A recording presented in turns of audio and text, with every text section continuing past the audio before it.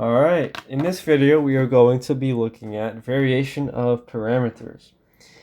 So variation of parameters is the second method after undetermined coefficients on solving second order linear non-homogeneous equations with constant coefficients. So non-homogeneous meaning that g of t is some non-zero, right? We have our standard equation here. We have a, b, and c constant coefficients equal to some g of t. But in this case, for variation of parameters, undetermined coefficients does not work when you have, for example, tangent, secant, cosecant, cotangent, anything other than sine or cosine. Undetermined coefficients will not work. So this is where variation of parameters comes in. Now, variation of parameters will actually work for every single case of a non-homogeneous equation, even for the undetermined coefficient ones. It will work for everything, and I actually highly prefer to use it over undetermined coefficients because I find it a lot faster. So the goal of variation of parameters is basically we're going to end up with two equations. So we're going to have a systems of equations with two equations, typically two unknowns. And yeah, always just two unknowns, actually. Just two unknowns. So when we get to there, I'm going to also use Cramers rule to solve them because substitution with these problems is really, really ugly. And it takes a very long time because we're dealing with a lot of trig for these ones and a lot of double angle and a lot of half angle identities. It's just very ugly. So I'm going to go right to Cramer's rule for this one. And I will explain Cramer's rule a lot better than I did in the last video that I explained it with. I forget which one it was, but I used Cramer's rule a while back. I don't think I did the best job explaining it, so I'll do a much better job this time. Okay, so for this first example we have, notice how we have a tangent on the right side. That screams variation of parameters. We have to use variation of parameters.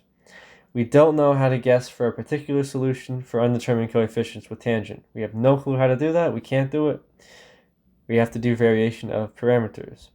Now this is not a terrible example. So let's just go ahead and go through it. So remember, step one's the same for every single second order differential equation. You always solve the homogeneous equation first, right? This is always step one.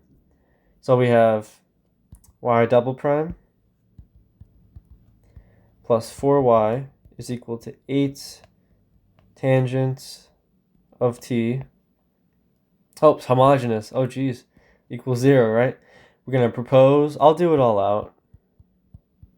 Propose y is equal to e to the rt, y prime, y double prime.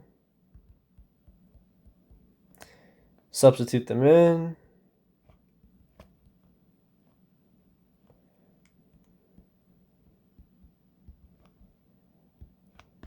Solve for r,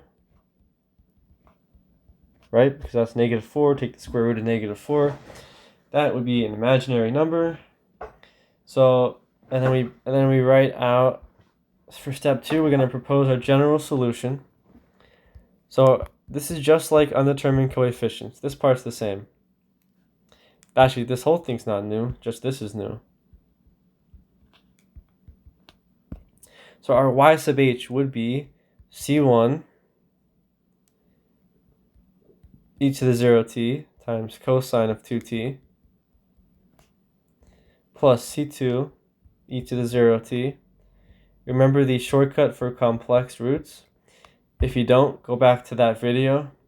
I go over the shortcut for complex roots, which skips over Euler's formula. So this just becomes 1, so we can get rid of those, right? So this is our y sub h.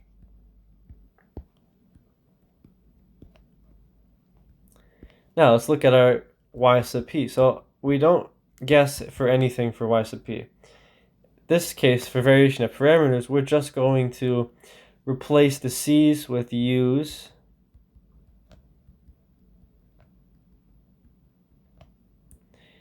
And these aren't constants, they are variables.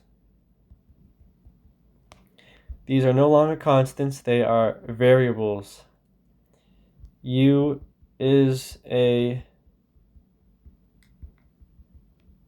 variable where u1 is equal to u1 of t and u2 is equal to u2 of t. Okay? I should specify this for homogeneous. Right, that's where the y sub h comes from. Step 3. We're going to substitute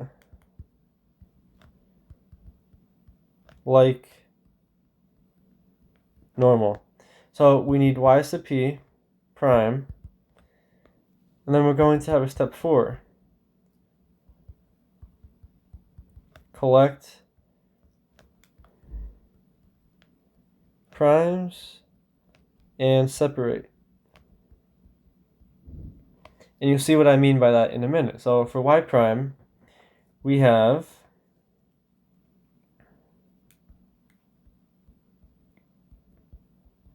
we are going to have y prime cosine of 2t, and I'm going to actually group the primes together. So actually that'd be negative 2, right?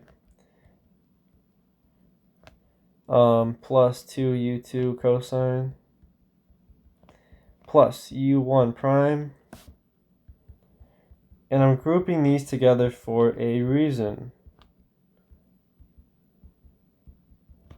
So I grouped these two together because I'm going to pull them out. This is part of step 4. Collect the primes and pull them out. So if I pull them out, we have u1 prime cosine of 2t plus u2 prime sine of 2t, and we're going to set it equal to 0.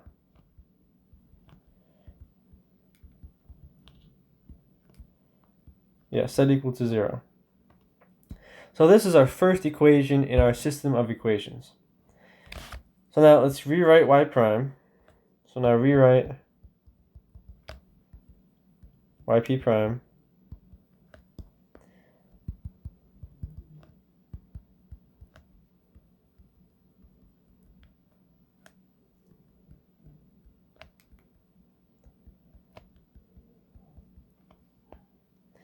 and now we need to solve for y double prime. So we're just going to use this. This is negative 2. Now we don't have to group the primes together anymore. Actually, this becomes 4.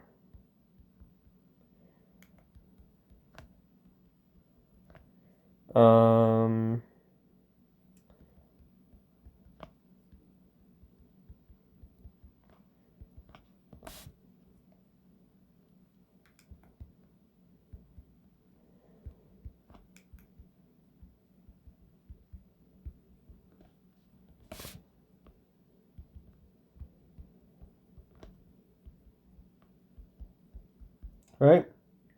That's y double prime. Let me just double check that. Negative 4u1 cosine, negative 4u2 sine, negative 2u2 prime sine, negative 2u2 prime sine, u1 prime sine. Negative. Oh yes, that should be negative. It's a good thing I checked. And then plus u2 primes cosine. Yep, okay, this is good. So now, step 5, substitute like normal.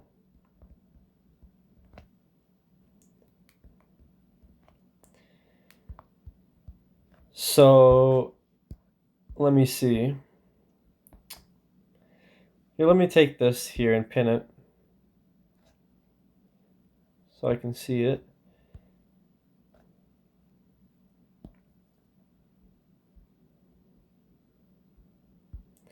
Okay, so we have y double prime. So I'm going to take all of this copy it, paste it over here. I'm going to add 4y. So y was u cosine 2t, u2 sine 2t. So plus 4 u1 cosine of 2t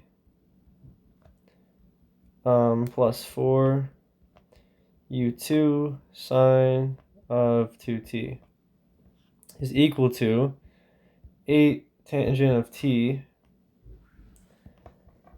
This cancels out. This cancels out. We're left with sine 2t plus 2 u2 prime cosine of 2t is equal to 8 tangent of t. Okay, so now this would be our second equation in our system. So now let me write out our system of equations.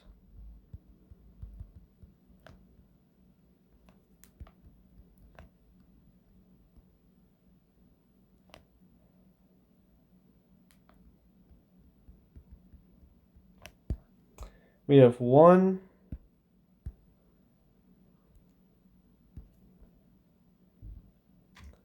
equation 1, and we have equation 2.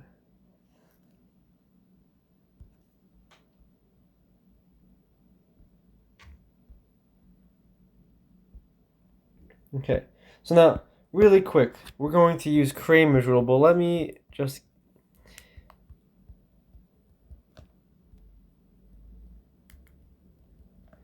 go over how to do Cramers rule. So let's say, for example, we had a times 2 plus b times 3 is equal to, I don't know, 0. And say we had a times 5 plus b times plus just normal b is equal to 2. So the way Cramer's rule works is we want to solve for a and for b. Now you should already know how to take the determinant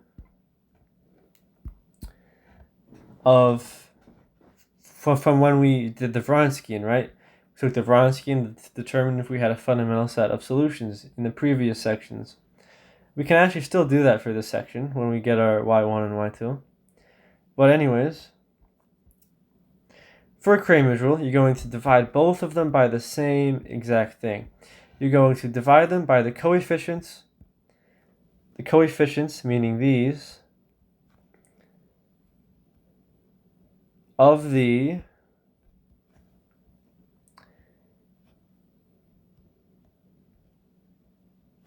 coefficient matrix. So coefficient matrix being these two right here.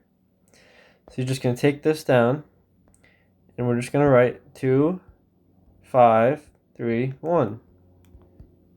2, 5, 3, 1. Now the numerators are going to differ.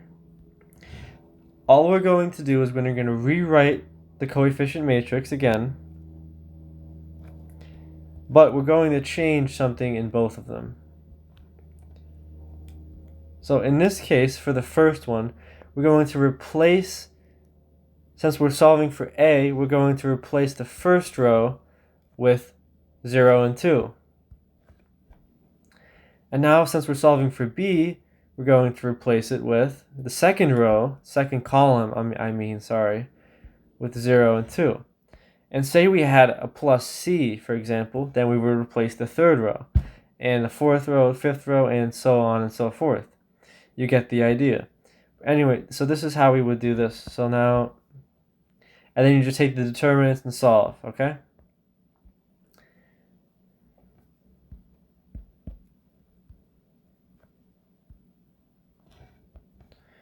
So now, let's look at this one.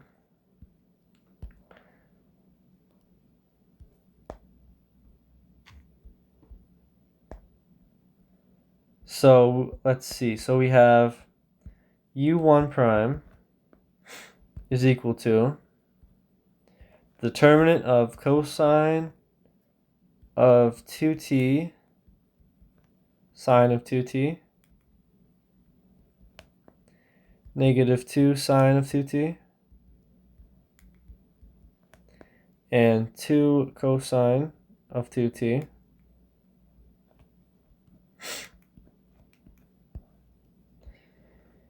The numerator would be, we're going to replace the first one, right? So 0, 8 tangent of t. Second row stays the same.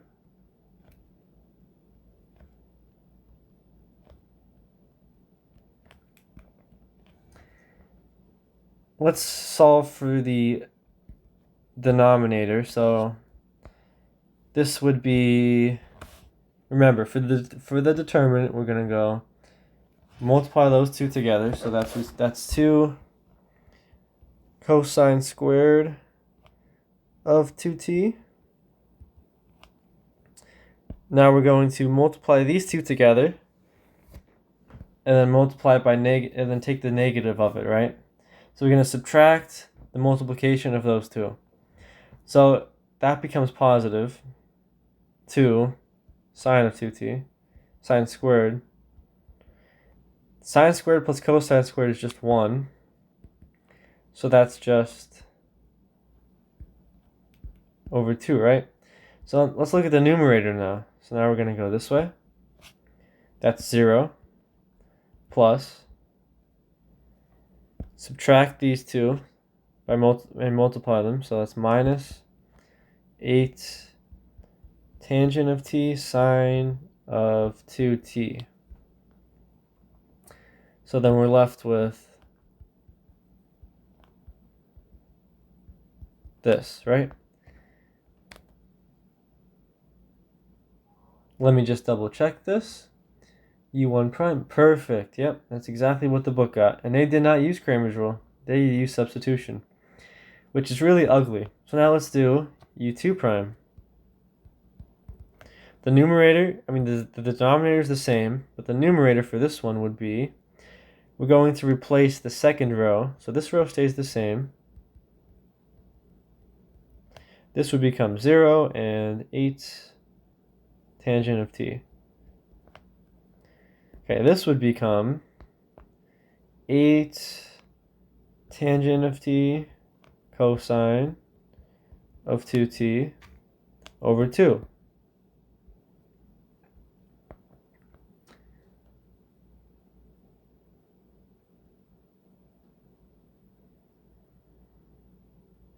Yes, I think that's the same thing. Yeah, that's the same thing they have. Yep. Okay, so now what we're going to do is we're going to take u1 prime. We're going to integrate for u1 and u2. u1 prime is equal to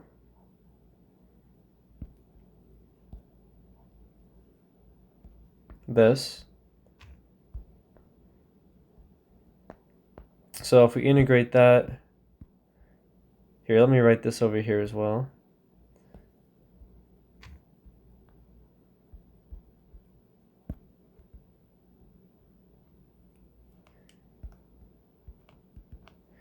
If we integrate this one,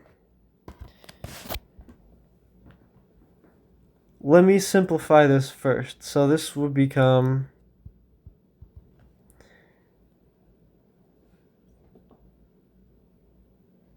okay, let me look at my identities again. So sine of 2t is,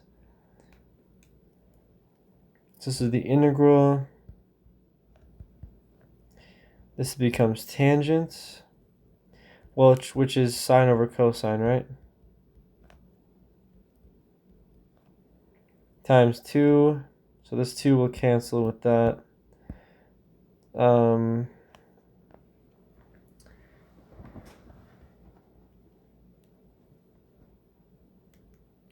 This is sine of t, cosine of t.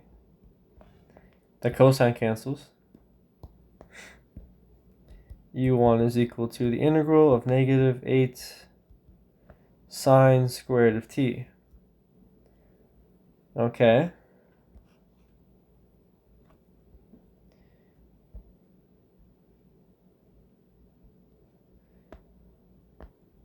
let's continue on. So now this is a half angle identity. This would be negative 8 over 2 times the integral of 1 minus cosine of 2t. I believe 1 minus...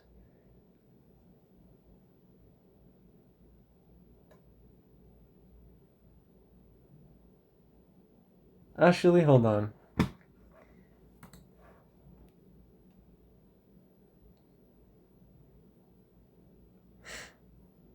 No, that's not right? It would be what? Sine squared of t. Why can't I find this one? Yeah, it's a half angle. And we are good, I believe. 1 minus cos. Yep, we're good. Okay, so this would become negative 4 times t minus 1/2 sine of 2t.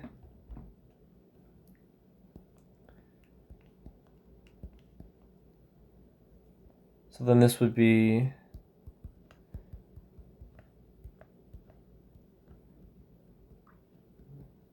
right? So that's u1. Let's solve for u2. So for this one, this one's a little more tricky, right? u2 is equal to 8 sine over cosine times I would do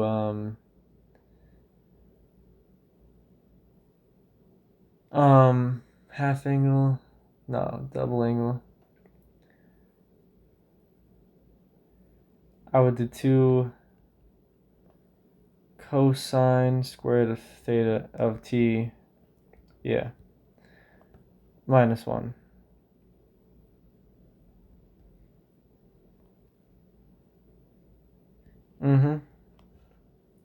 That way we can cancel out that cosine.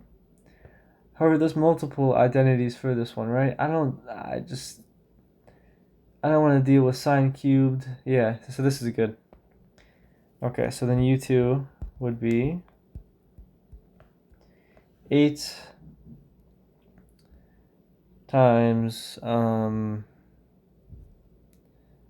sine cosine of t cosine of t minus 1 over cosine of t.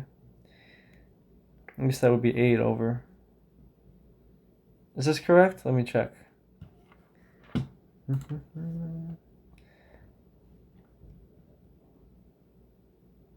This should be minus 4. So this is a 4 over here? Wait, let me see. Oh, yeah. 8 divided by 2 is 4.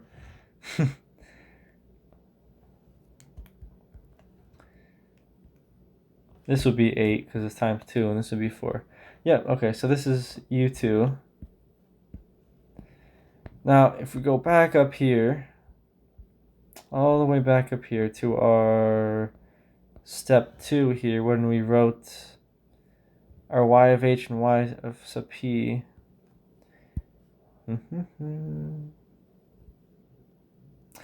Let me do this, actually.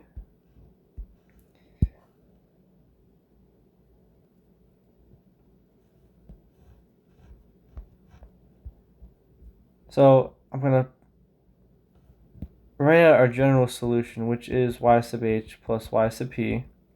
So we're going to have c1 cosine of 2t plus c2 sine of 2t plus u1 cosine 2t. I can just do this, actually.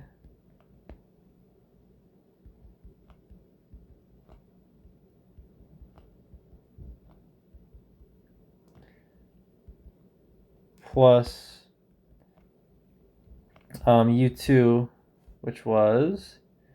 I wrote it so small.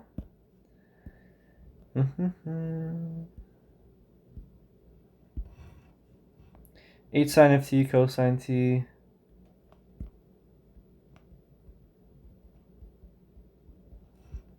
minus 4 over cosine of t times sine of 2t.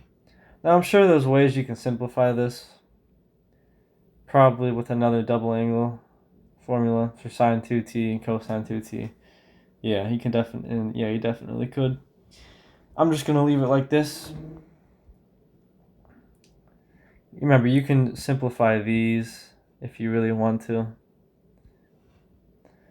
Those three, but you don't have to. I'm just gonna keep it like this. So let's do a little recap of what we did here. Let's go through all the steps again. So first step, solve the homogeneous equation. So solve for r. Then we can propose our y sub h. And then we could propose a particular solution. In this case, we're going to just substitute for the c's with u1 and u2, which are variables. That should be where. And then step 3, we solve for yp prime, yp double prime. And then we substitute it like normal. Sorry, this should be step 3. This should be step 4. Right, so then we took out, when we solved for yp prime, we combined the prime terms, pulled them out, set it equal to 0. Then we rewrote our yp prime, took the second derivative, plugged them in like we normally do, cancel stuff out, simplify, we get another equation. We take those two equations that we now have, and we solve the system. I used Cramers rule. And then from there, I integrated for u1 and u2. Right? Because then we solved for u2 prime and u1 prime. We integrate them to get for u2 and u1. And we plug them into our y sub p. And then we just write out our general solution. So the general solution would be step... this is step 5. General solution would be step 6. So there's 6 steps in this.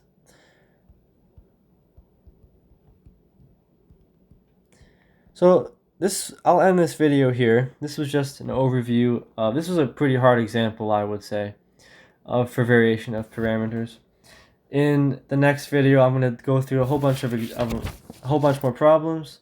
I think I have, let me see, 1, 2, 3. I have 3 more problems to go through in the next video, and they're not as bad as this one. They'll be quicker. So I'll see you in the next video.